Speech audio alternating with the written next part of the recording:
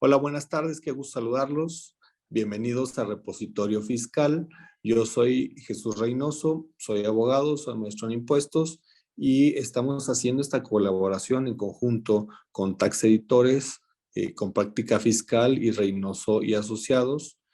Por lo tanto, queremos brindarles este análisis a través de una charla que implica un concepto de revisión analítico en forma directa y concisa de temas emergentes, trascendentales y operativos dentro de la práctica tributaria fiscal que tenemos al día con día. Por lo tanto, pues, bienvenidos a esta primera entrega de Repositorio Fiscal.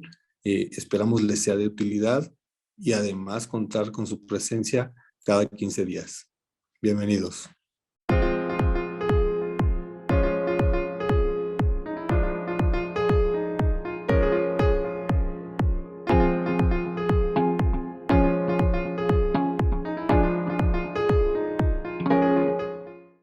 Tengo el gusto de presentarles a Alejandra Salazar, que es estudiante de Derecho y que va a estarnos acompañando en esta charla que pretendemos precisamente llevar a cabo de una forma amena, didáctica y para resolver cuestiones que se nos están presentando al día con día en la práctica, en el ejercicio y en la operación de las normas tributario-fiscales. Así que como operadores jurídicos de todas estas normas, seamos contadores, administradores, abogados, incluso legisladores, vamos a buscar un elemento importante y de razonabilidad asequible o fácil de adjuntar para nuestra práctica cotidiana y por lo tanto creo que el tema de preguntas frecuentes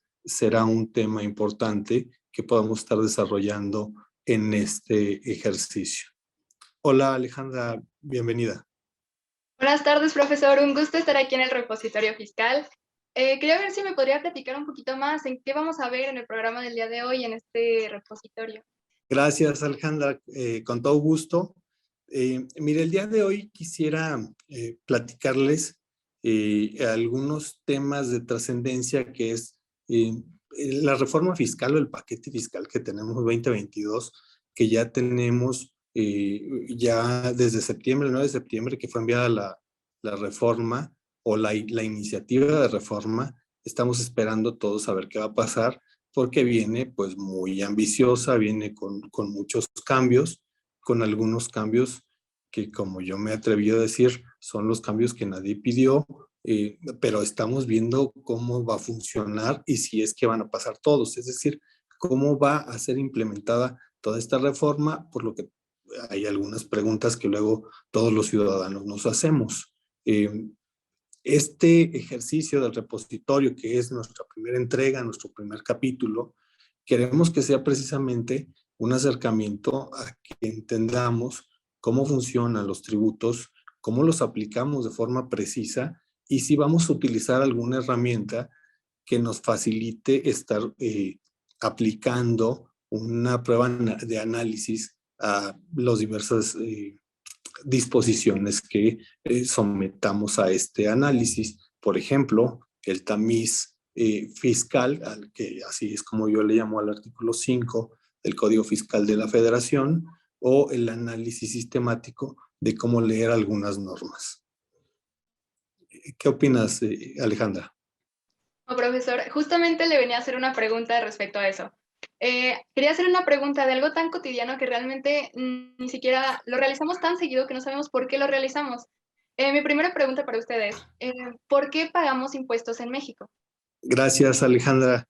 Es una pregunta sumamente interesante y que resulta, creo, muy ilustrativa cuando escuchamos la razón. La Constitución Política para los Estados Unidos Mexicanos establece en su artículo 31, fracción cuarta, la obligación que tenemos los mexicanos de contribuir al gasto público, sea de la Federación, de las entidades federativas, de los municipios o la Ciudad de México, de forma proporcional y equitativa que dispongan las leyes. ¿Qué significa todo esto? Bueno, uno significa que debemos contribuir como mexicanos al gasto público. Y entonces entendemos que el gasto público debe estar plasmado en alguna norma, en algún lado está el gasto público. Este gasto público está planteado precisamente en el presupuesto de egresos anualizado. ¿Y cómo sabemos qué se va a gastar? Pues ahí en el presupuesto de egresos viene por etiquetas a qué se va a destinar cada centavo recaudado.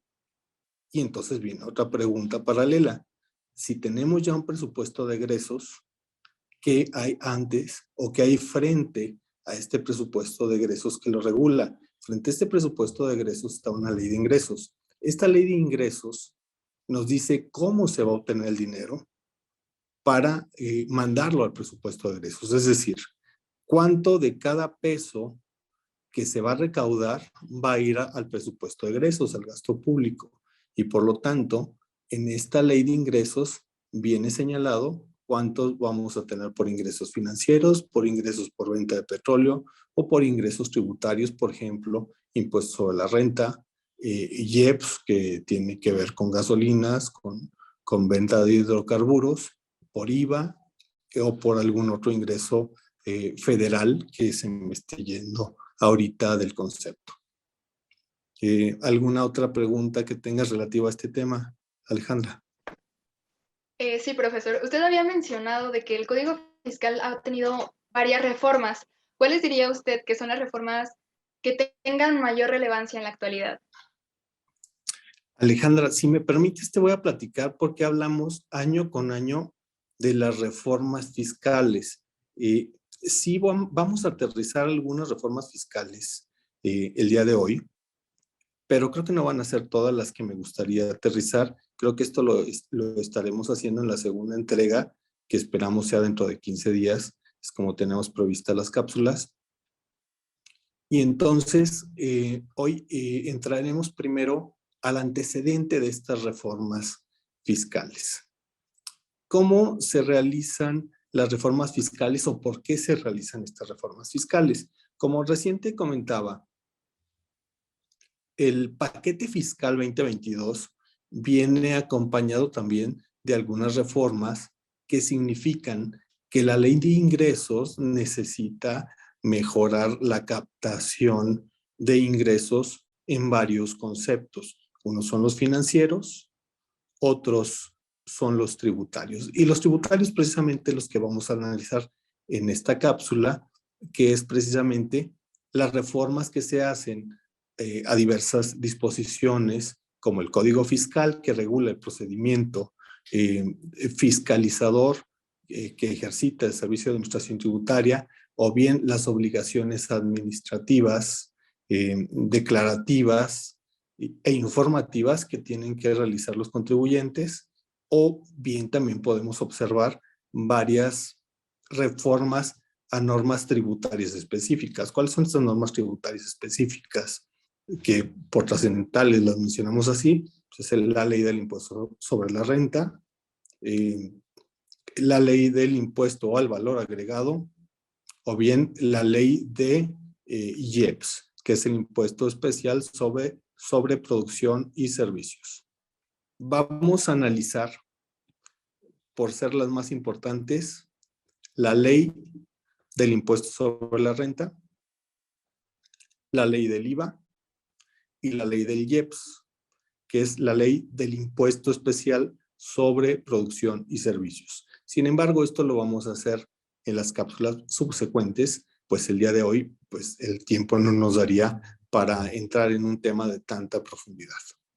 Por lo pronto, me gustaría entrar en un tema sumamente importante, que es el proceso legislativo. ¿Por qué hablo del proceso legislativo si vamos a hablar ahorita de reformas fiscales?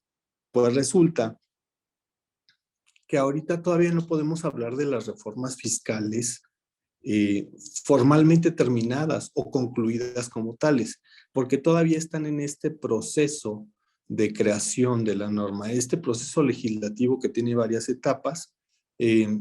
y por lo tanto, hasta que terminemos la etapa, hasta que haya sido promulgada una norma o una ley, podremos hablar específicamente de que ya tenemos la obligación de cumplir esta norma. Por lo tanto, ahorita lo que tenemos es expectativas de reformas que podríamos verificar en qué etapa estamos. Cuando hablamos del proceso legislativo, debemos entender que hay varias etapas. Cuando consideramos que hay una cuestión específica para recibir normas tributarias y fiscales, debemos considerar que la Cámara de origen es la Cámara de Diputados. ¿Por qué? Porque los diputados son los representantes del pueblo, de la población, y los senadores son los representantes de las entidades federativas. Por lo tanto, si vamos a regular las normas que trascienden cargas económicas, administrativas y financieras a los ciudadanos, pues entonces quien debe contener estas normas es precisamente la Cámara de Diputados. Una vez que llega la iniciativa, que puede ser presentada por el presidente de la República, por alguien de las dos cámaras, es decir, por senadores o diputados, o también por una iniciativa ciudadana con ciertas características, debe pasar a la Cámara Revisora. Esta Cámara Revisora le va a dar el visto o la primera análisis, o se va a realizar el primer análisis de esta propuesta legislativa y la va a turnar a la comisión específica que tenga que analizar este proyecto de ley. Una vez pasada esta comisión, esta la va a estudiar, la va a analizar y a discutir para efecto de que se emita un dictamen de viabilidad y oportunidad respecto de esta norma que se está proponiendo. Sobre esta norma se va a emitir un dictamen. Y este dictamen consiste en una resolución acordada por la mayoría de una o varias comisiones que integran alguna de las cámaras y que contiene la opinión técnica especializada y con respecto al contenido de esta iniciativa. Por lo tanto, esta iniciativa se comunica al presidente de la mesa directiva para que programe su inclusión en el orden del día para su presentación ante el Pleno. Ahora bien, después de esta parte donde se realiza la primera lectura del dictamen y luego la segunda lectura del dictamen que permite que se desarrolle la discusión, el debate y la votación, en su caso la aprobación del dictamen, nos lleva luego ya a una etapa de discusión ya para que se analice si se vota en lo particular o previamente se vota en lo general, lo cual significaría que estaríamos ya muy cerca de que sea aprobada la reforma o la modificación o la abrogación de la norma de que se trate. Por lo tanto, de ahí pasaríamos a la Cámara Revisora, donde ya se emite un voto firme sobre si es desechado en su totalidad este dictamen o es aprobado. Y es precisamente en esta etapa donde estamos. Precisamente en la etapa que nos lleva a la Cámara Revisora, tenemos la parte donde se desecha o se aprueba o se reconoce ya como válido el proyecto que se estaba desarrollando legislativo. Y por lo tanto, tenemos ya la posibilidad de que cuando es aprobada en esta etapa, se mande al presidente de la República para que le haga modificaciones a la iniciativa de ley o bien para que la promulgue y la publique. Estamos exactamente en esta etapa donde estamos todavía en el proceso legislativo esperando que adquiera firmeza la votación sobre la reforma fiscal. Por eso sí me parece importante que aterricemos algunos conceptos que vienen en el proyecto de reforma fiscal, pero que no demos por sentado que ya van a quedar así. Es decir, puede que todavía algunos se acepten o puede que algunos sean modificados. Algunos puntos de mayor impacto en la nueva reforma están o radican en que los mayores de 18 años tienen que registrarse al Registro Federal de Contribuyentes, independientemente de si tienen o no actividad. Después de la entrada en vigor de la reforma, cualquier persona física que cumpla la mayoría de edad deberá solicitar suscripción en el Registro Federal de Contribuyentes, según el adicionado quinto párrafo del apartado A del artículo 27 del Código Fiscal de la Federación. Es decir, esta adición, ¿qué implica? ¿Qué conlleva? Conlleva a que realicemos un análisis con una herramienta que yo les mencionaba, este tamiz fiscal plasmado en el artículo 5 del Código Fiscal de la Federación. ¿Qué nos dice este artículo 5? Nos dice que las normas de orden fiscal se interpretarán de forma estricta, pero no todas, solo aquellas que establezcan cargas específicas. ¿Y cuáles son aquellas que establecen cargas específicas? Las que establecen sujeto, objeto, base, tasa, tarifa. Entonces, si analizamos esta reforma, esta adición, entendemos que hay un nuevo sujeto obligado a inscribirse en el Registro Federal de Contribuyentes. Esto significa que hay una obligación estricta de cumplimiento sobre esta norma, pero me surgen a mí muchas dudas que seguramente ustedes también estarán pensando. ¿Qué va a pasar, por ejemplo, con las personas que no tienen ninguna actividad y aún así tienen que estar inscritos, como pretende esta norma? Pues de entrada, me parece que tendrían que presentar su declaración en algún periodo o se va a generar algún régimen específico nuevo, el régimen de las personas sin actividad pero mayores de edad. Es decir, la inscripción per se, ¿qué significa? ¿Sería un control como tener, por ejemplo, una nueva CURP de orden tributario?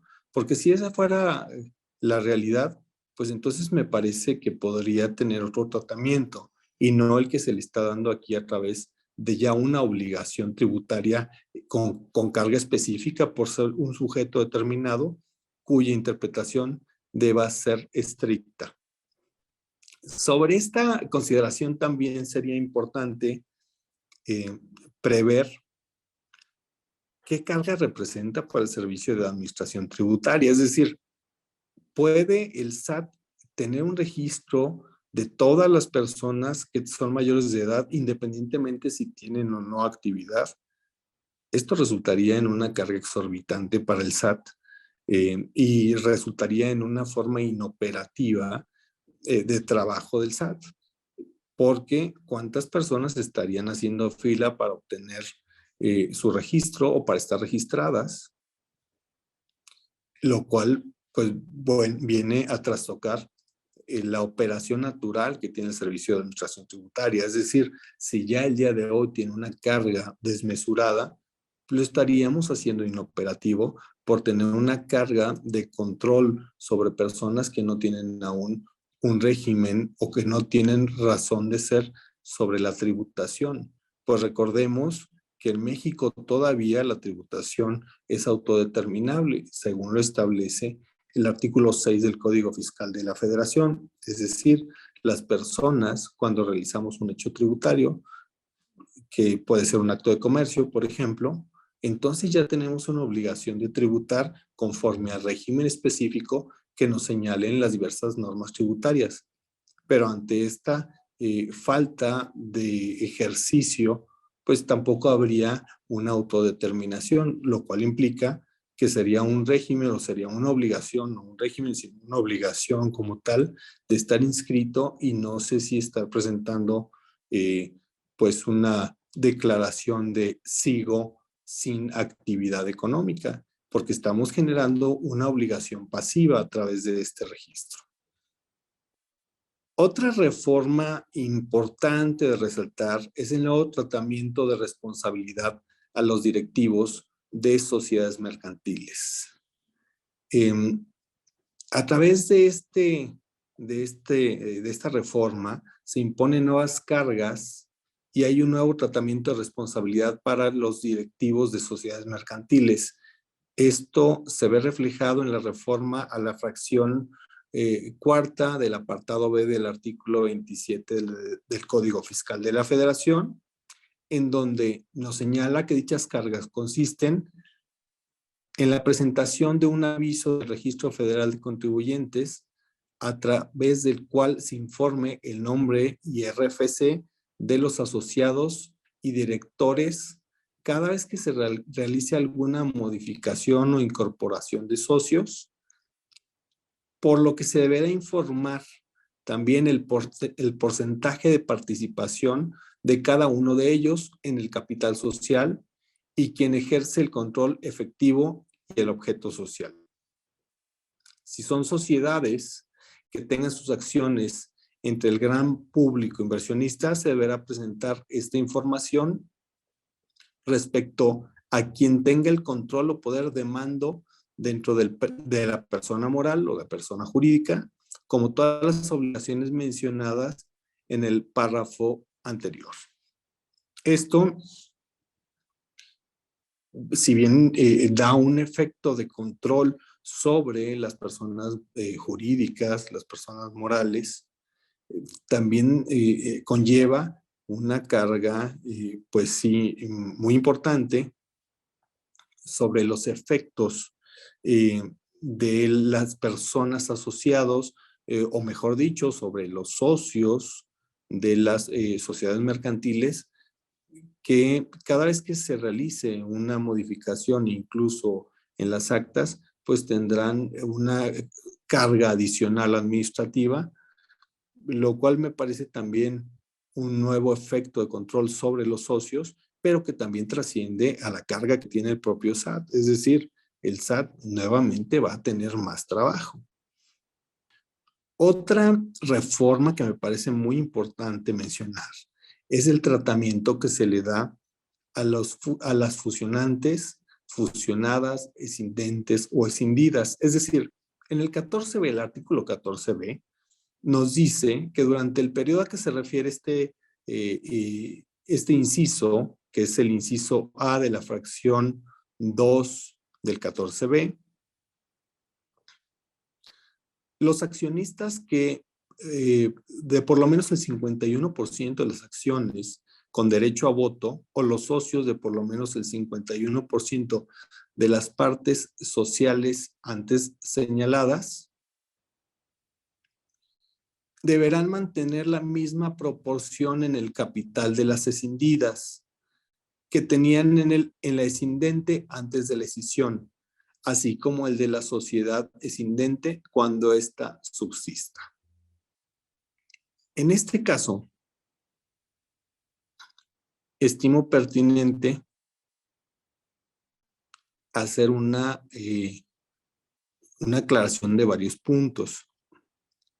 El segundo párrafo nos dice que tampoco será aplicable lo dispuesto en este artículo cuando como consecuencia de la transmisión de la totalidad o parte de los activos, pasivos y capital surja en el capital contable de la sociedad fusionada, fusionante, escindente, escindida o escindidas un concepto o partida, cualquiera que sea el nombre con el que se le denomine, cuyo importe no se encontraba registrado o reconocido en cualquiera de las cuentas del capital contable del estado de posición financiera preparado, presentado y aprobado en la Asamblea General de Socios o Accionistas que acordó la función o escisión de la sociedad de que se trate. Es decir, aquí está reconociendo que tanto fusionantes como escindidas tienen una obligación paralela, una obligación que no tenían todavía en la legislación vigente las escindidas al día de hoy, ¿sí? Entonces le está dando una obligación de equilibrio en donde tendrán que reconocer efectivamente en sus registros contables y en sus papeles de trabajo todo el efecto que se le está dando para el traslado de activos entre sociedades. Alejandra, ¿nos quieres compartir, por favor, cómo podemos hacerte llegar preguntas o cómo podrían interactuar con nosotros, nuestros amigos, por favor? Claro, profesor. Bueno, de hecho, los invitamos a todos a mantenerse al pendiente de nuestras próximas emisiones. El profesor va a tocar temas muy importantes, muy interesantes, y definitivamente yo recomendaría que lo revisaran. Si tienen alguna pregunta, pueden enviarla al correo que está apareciendo ahorita en pantalla, y nosotros trataremos de responderlas en nuestras próximas emisiones. Alejandra, te agradezco mucho tu participación. Les agradezco mucho el favor de su atención a todos nuestros amigos que el día de hoy nos acompañan también. Les recuerdo, somos Repositorio Fiscal, un espacio de análisis y práctica de la materia tributaria y fiscal. Muchas gracias.